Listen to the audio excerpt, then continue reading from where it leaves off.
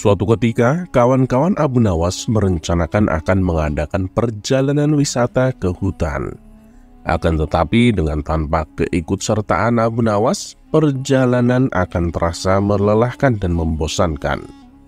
Sehingga mereka beramai-ramai pergi ke rumah Abu Nawas untuk mengajaknya ikut serta. Abu Nawas pun tidak keberatan. Hingga mereka berangkat dengan mengendarai keledai masing-masing sambil bercengkrama. Tak terasa mereka telah menempuh hampir separuh perjalanan, dan kini mereka tiba di pertigaan jalan yang jauh dari perumahan penduduk. Mereka berhenti karena mereka ragu-ragu kemana jalan yang akan ditempuh. Setahu mereka, kedua jalan itu memang menuju ke hutan.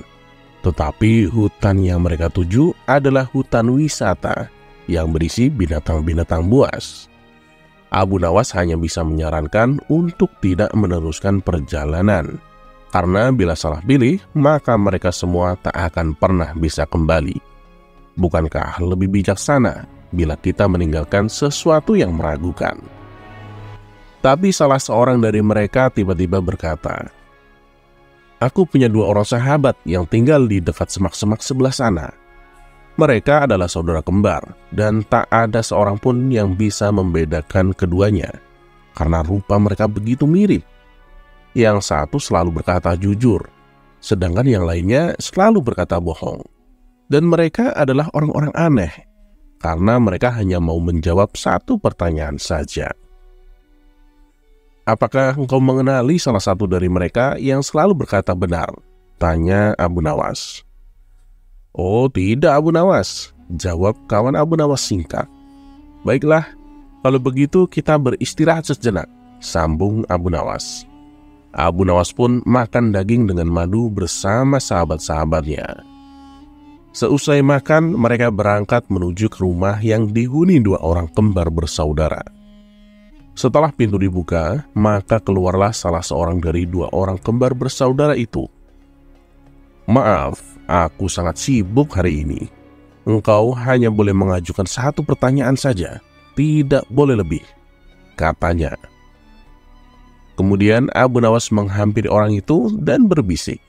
Orang itu pun juga menjawab dengan cara berbisik pula kepada Abu Nawas. Abu Nawas mengucapkan terima kasih dan segera mohon diri.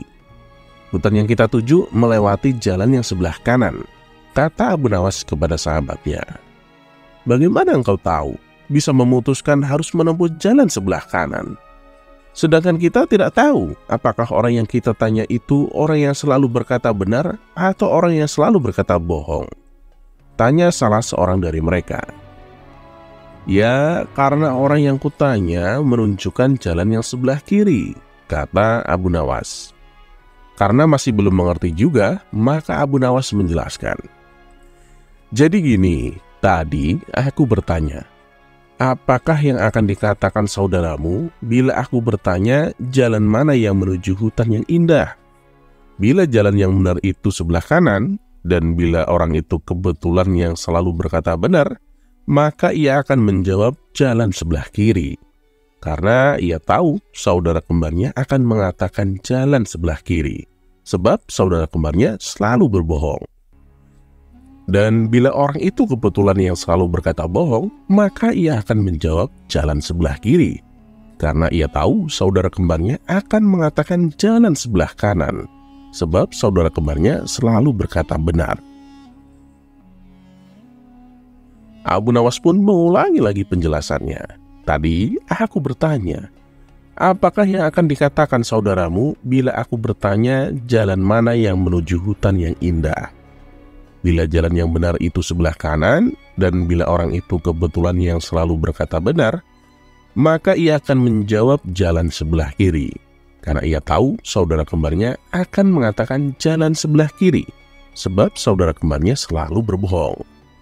Dan bila orang itu kebetulan yang selalu berkata bohong, maka ia akan menjawab jalan sebelah kiri, karena ia tahu saudara kembarnya akan mengatakan jalan sebelah kanan, sebab saudara kembarnya selalu berkata benar." Kisah selanjutnya.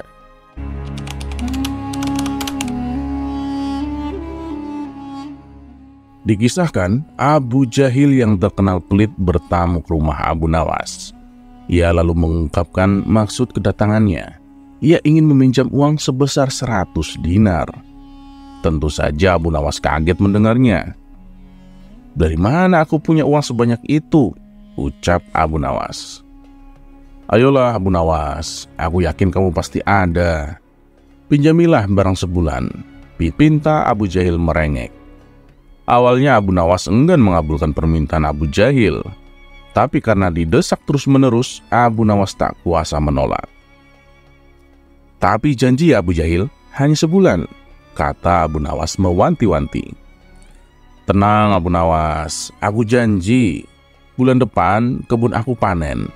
Pasti akan aku kembalikan," balas Abu Jahil singkat. Singkat cerita, setelah sebulan lamanya, Abu Jahil tak kunjung mengembalikan uang. Padahal saat itu kebun milik Abu Jahil hasil panennya banyak dan melimpah. Wah, payah Abu Jahil, dia tidak menepati janjinya, batin Abu Nawas. Karena sedang sangat membutuhkan uang, Abu Nawas terpaksa mendatangi rumah Abu Jahil untuk menagih hutangnya. "Abu Jahil, mana janjimu? Katanya dalam sebulan kamu akan mengembalikan uangnya," ucap Abu Nawas. Abu Jahil pun menjawab bahwa dirinya belum bisa membayar hutang. Ia beralasan uang hasil panen kebunnya sudah habis untuk mengobati saudaranya yang sedang sakit. "Jangan khawatir Abu Nawas, bulan depan pasti akan aku bayar," ujar Abu Jahil. Abu Nawas tentu sangat kecewa. Ia pun akhirnya pulang tanpa membawa uang. Beberapa hari kemudian, Abu Nawas mendengar kabar bahwa Abu Jahil sering mengajak kawan-kawannya untuk berpesta pora di rumahnya.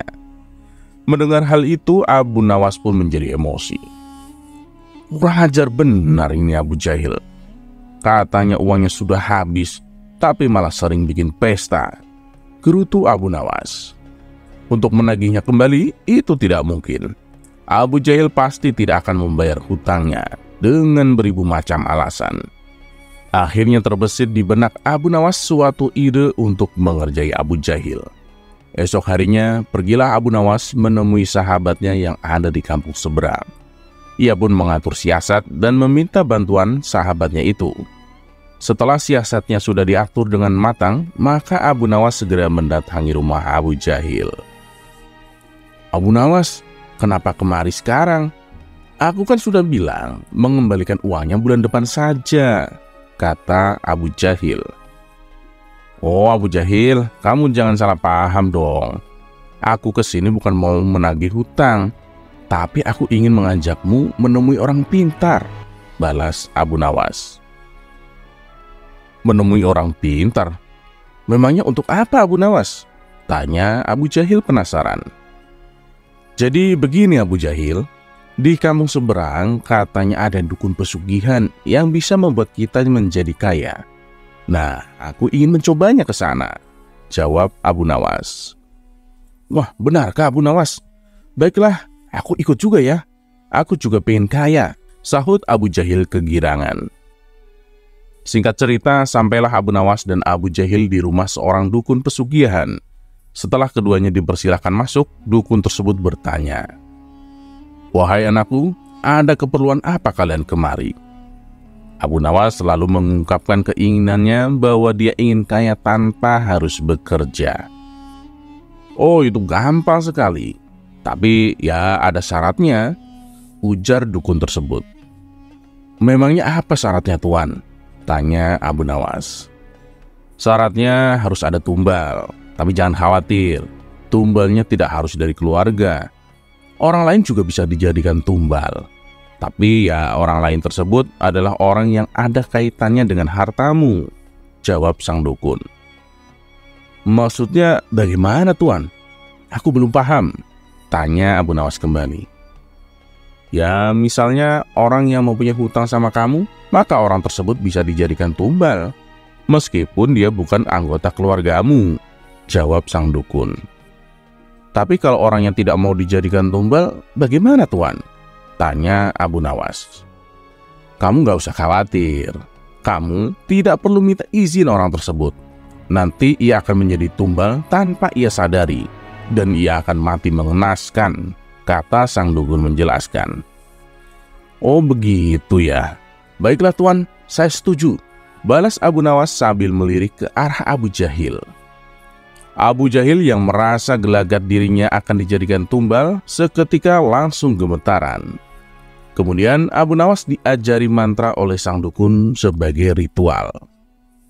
Saat tengah malam, sepulangnya dari rumah sang dukun, di tengah perjalanan Abu Nawas berkata, "Abu Jahil, utangmu yang 100 dinar kemarin nggak usah dikembalikan, saya sudah ikhlas." Mendengar itu Abu Jahil langsung ketakutan. "Waduh, jangan Abu Nawas, aku akan mengembalikan uangnya sekarang juga. Nanti setelah kita sampai di rumah, aku akan langsung mengembalikannya," sahut Abu Jahil ketakutan. "Loh, bukannya kemarin kamu bilang uangmu sudah habis?" goda Abu Nawas. "Anu Abu Nawas, uangku masih banyak. Aku kemarin itu cuma bohong sama kamu," ucap Abu Jahil. Akhirnya hari itu juga Abu Jahil langsung mengembalikan uang yang ia pinjam dari Abu Nawas. Usut punya usut, ternyata dukun yang didatangi Abu Nawas dan Abu Jahil adalah sahabatnya Abu Nawas. Abu Nawas dan sahabatnya itu sengaja mengatur siasat tersebut supaya Abu Jahil segera melunasi hutangnya.